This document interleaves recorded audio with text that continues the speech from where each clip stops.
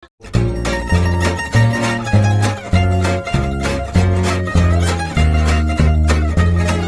mind reading, extrasensory perception, or ESP. Now, how many of you out there believe in ESP? Raise your hand. Okay. How many of you can spell ESP? Raise your hand.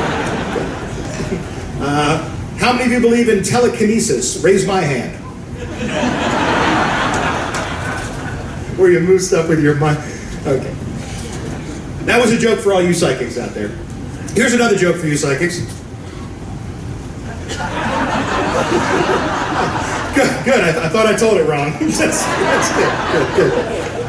So I'll tell you what we're going to do. I'm going to ask for you, sir. What is your name? Alfred. Have we met briefly before the show, but I didn't ask you to do anything. Is that right? Good. Alfred, would you mind joining me up here on stage? Come on up. Everybody give Alfred a big round of applause. It's Alfred. Come on up.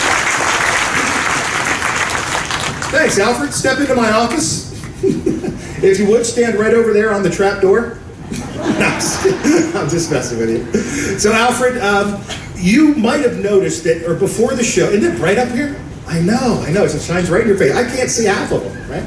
But before the show, Alfred, you were sitting down front, and you noticed that I was going around to a couple people, and what I did was I asked them to write down a childhood memory and a word on a piece of paper. And then I had them fold it up so I couldn't see it. And we did that with 3, 4, 5, 6 people. I don't know how many we got, but we got some. And we left that envelope sealed up with someone in the audience. That was you, madam, yes? What is your name? Brenda. May I have the sealed envelope, Brenda, please? Excellent, thank you. Has anyone tampered or touched or come near this in any way? Alfred, excellent. Alfred, take that envelope, tear it open. Inside you'll find a little leather notepad. This is where all the folks that I spoke to recorded their information. Take the notepad out. And if I'll take the envelope, we'll get rid of that. And if you would open up the notepad, and there should be several post-it notes, I want you to pull the post-it notes that have writing on out of the pad. So go ahead and pull those out of there. And I want you to flip through them. I'll take the pad. And I'd like you to focus on one of those, read through one of them, and I want you to find one that has that you can relate to. Something might have happened to you, something that feels like a simpatico. Do you have something there on one of those notes that you could identify with? Something that may have happened to you as a kid? You got one? Would you please take that one out, crumple up the rest of them, and throw them on the floor? But keep that one.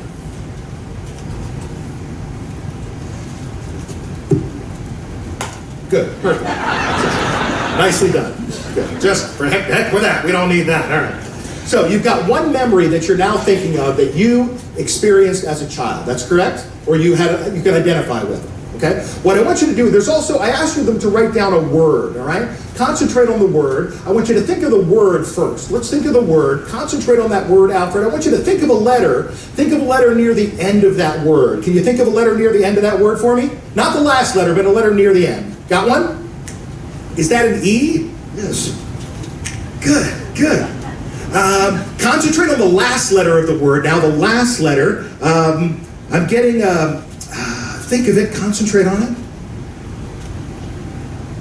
Good, that's it. It's like a P or a D, a B sound, something like that.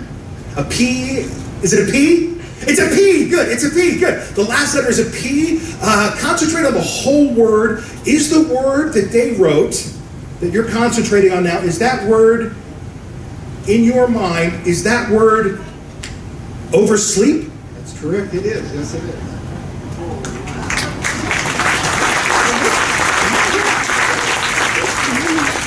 Concentrate on the memory. We're going to access your memory bank now. Think about that memory that you experienced when you were a child. This is a memory. This happened probably when you were about 4 or 5 years old. Am I correct? Close. Close. 6? 6. Okay. Very close. 6 years old. And this has something to do with something in not the daytime but the nighttime. Is that true? That's correct. Good. This is a memory that happened to you at night while you were a child. I see a pair of, I see pajamas. Does that make sense to you? Yes. Good. You're in your pajamas, and this is at night. This is in your bedroom, yes? Yes. Does this memory have to do with wetting the bed as a child? Yes.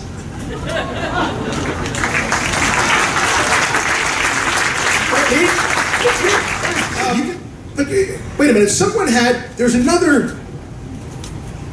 there's somebody else who's thinking of something, and it's a word, loquacious, loquacious. Stand up for me. What is your name? Brenda. Now, we concentrate, there's no way I could know what you were thinking of as a child, right? And you wrote it, and you were watching me. There's something you're thinking of that happened when you were a child, and this is something to do with a sibling, is that right? Yes, oh, you can tell them, something to do with a sibling? Yes. And this has something to do with a sibling, and maybe an argument that you had, or something that you had a disagreement about, you were fighting, is that true? No. No, but for some reason were you feeling, there's something that you did to her, is that right? Yes.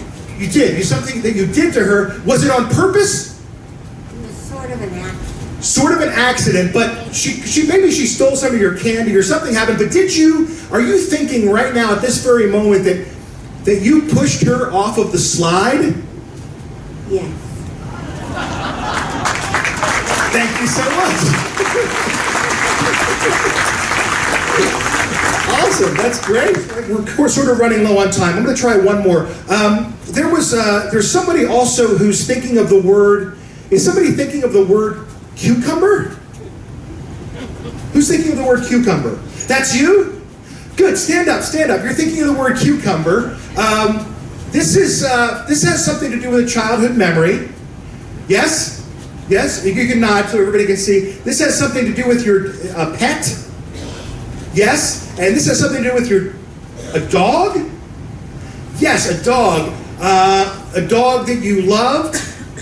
A dog that you would classify as a protector. Is that right? Yes. Let's see if we can go for the dog's name. I see a J, an O. The dog's name is Jingo. Yes.